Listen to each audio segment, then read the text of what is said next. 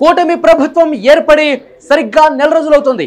ఇక ఈ నెల రోజులు పూర్తి కాక మునిపే కొన్ని రోజులుగా మనం చూస్తున్నాము కూటమి ప్రభుత్వం మీద అబద్ధపు ప్రచారాలు జరుగుతున్నాయి. వైఎస్ఆర్ కాంగ్రెస్ పార్టీ అధినేత జగన్మోహన్ రెడ్డి కావచ్చు, ఆ పార్టీకి సంబంధించిన నాయకులు కావచ్చు, జగన్ గారి సొంత పత్రికలో కూడా అబద్ధపు ప్రచారాలు, విష ప్రచారాలు చేస్తున్నారు పథకాలకు సంబంధించి. గతంలో జగన్మోహన్ రెడ్డి గారు అమ్మఒడి పథకం తీసుకొచ్చారు. ఇప్పుడు దానికి మరింత అప్డేట్ ఇస్తూ ప్రతి కుటుంబంలో చదువుకుంటున్న ప్రతి విద్యార్థికి కూడా ఈ పథకం వర్తిస్తుందని చెప్పి తల్లికి వందనం పేరుతో పథకం తీసుకొస్తున్న విషయం తెలిసిందే.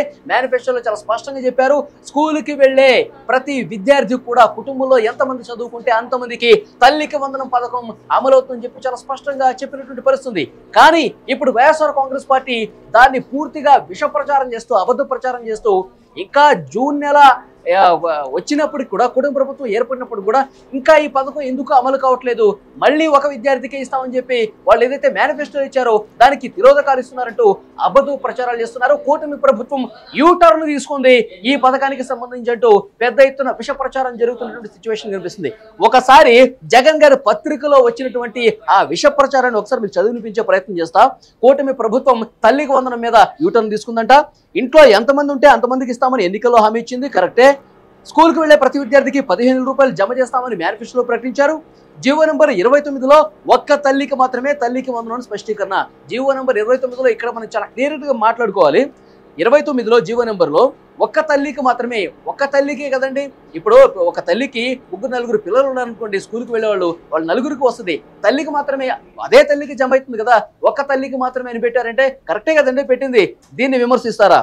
అంటే ఏదో ఒకటి ఇష్టం వచ్చినట్టు మాట్లాడాలా, అబద్ధ ప్రచారాలు చేసుకోవాలా, కూటమి ప్రభుత్వాన్ని విమర్శించడమే లక్ష్యంగా వ్యవహరించాలంటే ప్రజలు అన్నీ గమనిస్తారండి. ఇంట్లో పిల్లలందరూ కాకుండా ఒక్కరికి అంటూ మెలిక, ఈ మెలిక మీరు పెట్టారు. ఇప్పుడు కూటమి ప్రభుత్వం ఏం పెట్టలేదు.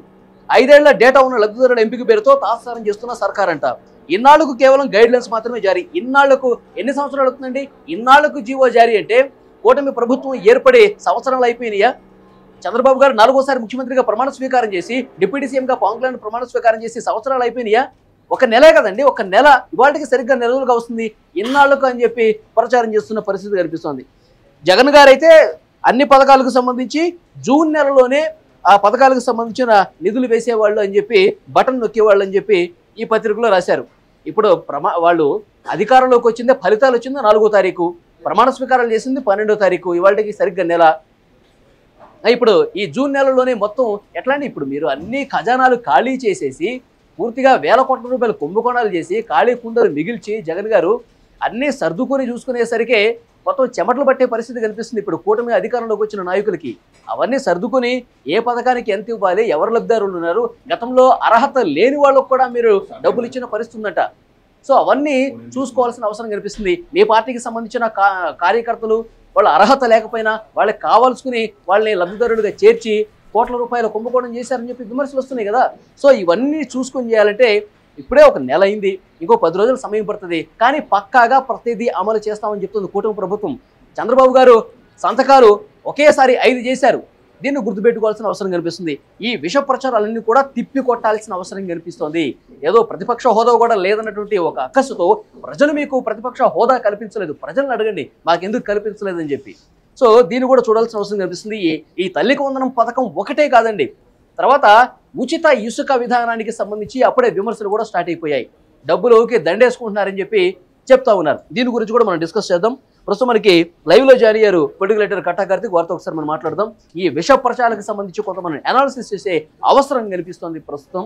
కార్తీక్, తల్లికి వందనం పేరుతో ఇప్పుడే కూటమి ప్రభుత్వం ఏర్పడి నెల రోజులు అవుతుంది, ఇంకా డబ్బులు జమ కాలేదేంటి, మేనిఫెస్టోలో అందరికీ అని చెప్పారు కదా, ఇప్పుడు ఒకరికే ఇస్తారంట అని చెప్పి ఆ పత్రికలో విష ప్రచారం స్టార్ట్ అయిపోయింది. ఎలా చూడాల్సిన అవసరం కనిపిస్తుంది?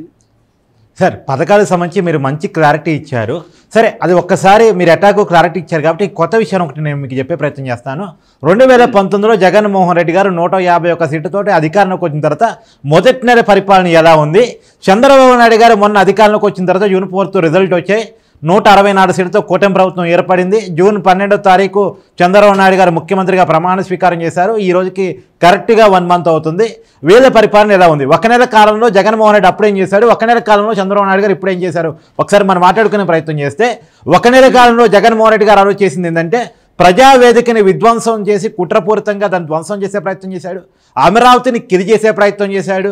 కేసులు పెట్టి ఏదో సబ్ కమిటీల పేరుతోటి ఏదో గతంలో అవినీతి జరిగింది అది ఇదని చెప్పేసి క్యాబినెట్ సబ్ కమిటీలు వేసే ప్రయత్నం చేశాడు. గత 1 మంత్ ఫస్ట్ 1 మంత్ కాలంలో ఒక్క అభివృద్ధి సంక్షేమ కార్యక్రమాన్ని కూడా జగన్మోహన్ రెడ్డి గారు తీసుకోలేదు. పైగా గతంలో కంటిన్యూ అవుతున్నటువంటి అనేక పథకాలను ఆపే ప్రయత్నం చేశాడు. అన్నా క్యాంటీన్ను ధ్వంసం చేశాడు. అన్నా క్యాంటీన్ రద్దు చేస్తున్నట్టే మూసేశాడు. పేదవాడు 5 రూపాయలకే అన్నం తినగలిగినటువంటి పథకాన్ని ఆపు చేసిన ఘనత కేవలం జగన్మోహన్ రెడ్డి గారిదే. అంటే పేదవాడికి అన్నం దొరకకూడదని ఆయన కోరుకున్నాడో ఏమో నాకు తెలియదు. విషయం విధ్వంసంతో ప్రారంభమైంది ఆయన పాలన. ప్రజావేదికను కూల్చేశారు. మొదటి ఆదేశాలు ఇచ్చింది కూల్చే విషయానికి సంబంధించే కాదు. విషయం ఏంటంటే ఆయన పరిపాలన మీరు చెప్పినట్టు ప్రజావేదిక కూల్చివేతతో స్టార్ట్ అయింది. వాలంటీర్ల తీసివేతతో క్లోజ్ అయింది. వాలంటీర్లతో బలవంతంగా రాజీనామా చెప్పి వాళ్ళ జీవితాన్ని విధ్వంసం చేశారు కదా. అంటే ఒక విధ్వంసంతోనే స్టార్ట్ అయింది, మరొక విధ్వంసంతో క్లోజ్ అయింది. ఆయన పరిపాలన మొత్తం విధ్వంసమే. ఆయన 1 మంత్ కాలంలో నేనేం చేశానన్నది జగన్మోహన్ రెడ్డి గారు ఒకసారి రివ్యూ చేసుకోగలిగితే ఇప్పుడు కూటమి ప్రభుత్వం ఎలా చేయగలిగిందన్నది అర్థమైపోతుంది. 1 మంత్ పరిపాలన కాలంలో పెంచిన పింఛనని జగన్మోహన్ రెడ్డి గారి పరిపాలనా కాలంతో సహా అంటే గత 3 నెలల కాలంలో 1000 రూపాయలు చొప్పున మొత్తం పెంచిన దానికి మొత్తం 3000 కలిపేసి 7000 రూపాయల పెన్షన్ని మొదటి నెలలోనే అందించడం జరిగింది. అవునా కాదా? అన్నా క్యాంటీన్లు ఓపెన్ అయి పేదవాడికి అన్నం దొరుకుతుంది. అవునా కాదా? అమ్మ ఒడికి సంబంధించి తల్లికి వందనం, అమ్మ ఒడి స్థానంలో తల్లికి వందనం తీసుకొచ్చారు. పెంచిన డబ్బులతో తల్లికి వందనం క్లియర్గా గైడెన్స్ ఇవ్వడం జరిగింది. అవునా కాదా?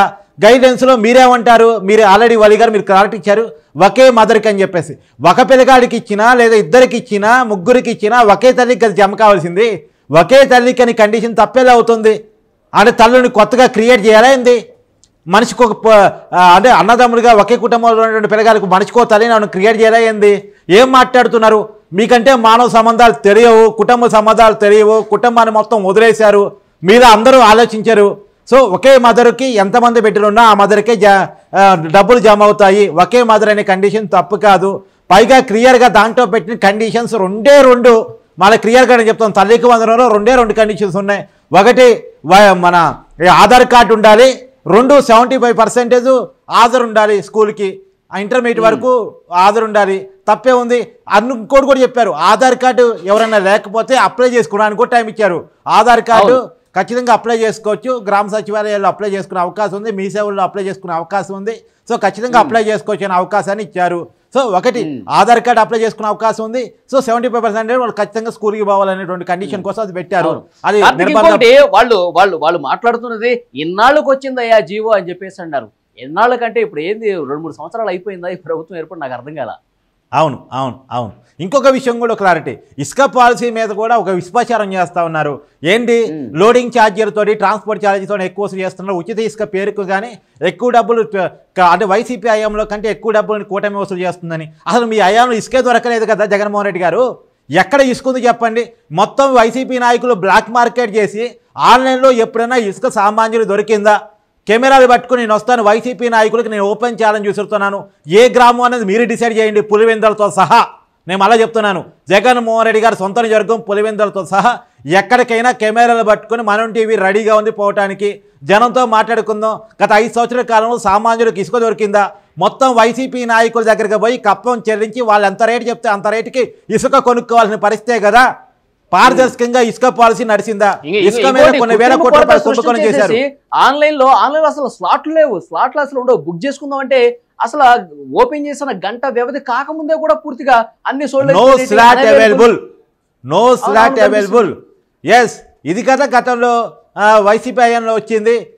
క్లియర్ కట్గా సామాన్యుల మీద దండుకొని కొన్ని వేల కోట్ల రూపాయలు ఇసుక మీద సంపాదించుకున్న వాళ్ళు కూడా ఇవాళ ఉచిత ఇసుక పాలసీ మీద మాట్లాడుతుంటే వాళ్ళకి మనం రిప్లై ఇవ్వాల్సి వస్తే కొంత కామెడీగానే అనిపిస్తోంది. వాళ్ళ విషయాన్ని మనం వార్తగా చెప్పాల్సి వస్తే.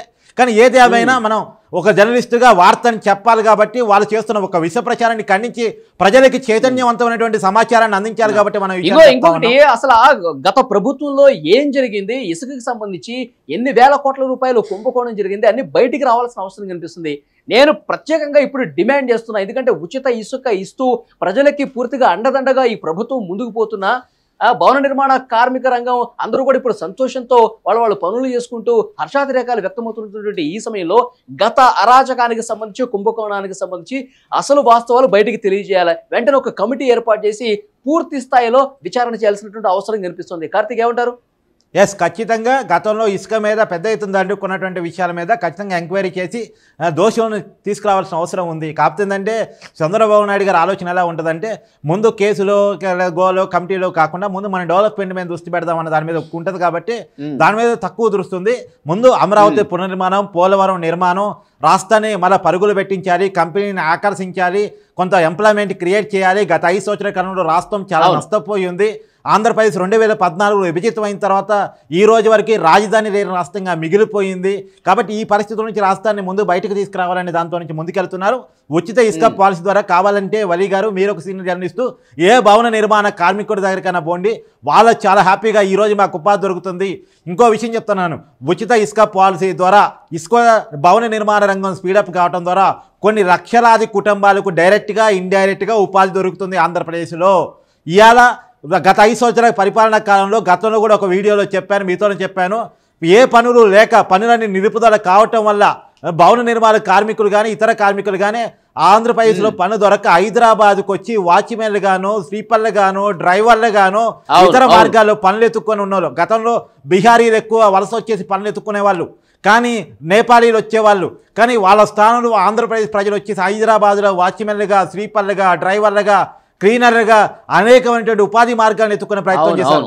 ఏ వాచ్మెన్ ఏ అపార్ట్మెంట్ కన్నా హైదరాబాద్లో వెళ్ళండి, మీకు ఎక్కువ మోస్ట్లీ ఆంధ్ర వాచ్మెన్లు ఆంధ్ర వాళ్ళే కనపడతారు. ఎందుకంటే పొట్ట చేత పట్టుకొని ఉపాధి కోసం హైదరాబాద్ వచ్చి మార్గాలు ఎత్తుకున్నారు. ఆంధ్రప్రదేశ్లో ఏ రకమైనటువంటి ఉపాధి అవకాశాలు లేక, కాబట్టి మళ్ళీ ఆ ఉపాధి అవకాశాలు ఆంధ్రప్రదేశ్లో దొరుకుతుంటే అక్కస్తోటి ఇలాంటి విషప్రచారం చేస్తున్నారా నేను అనుకోవడం.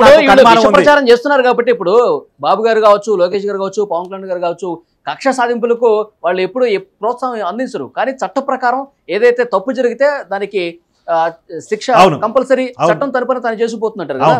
సో ఆ రకంగా ముందుకు పోయే మనస్తత్వాలు వీళ్ళవి. ఇప్పుడు వాళ్ళు పాలన వాళ్ళు చేస్తూ ప్రజలకు మంచి చేయాలనే ఉద్దేశంతో ఎప్పటికప్పుడు సమీక్షలు చేసుకుని ముందుకు పోతుంటే ఇప్పుడు ఈ విమర్శలన్నీ చేస్తూ ఉన్నారు. ఉచిత ఇసుక విధానం చేస్తుంటే ఇంకా వీళ్ళు దండుకుంటున్నారు.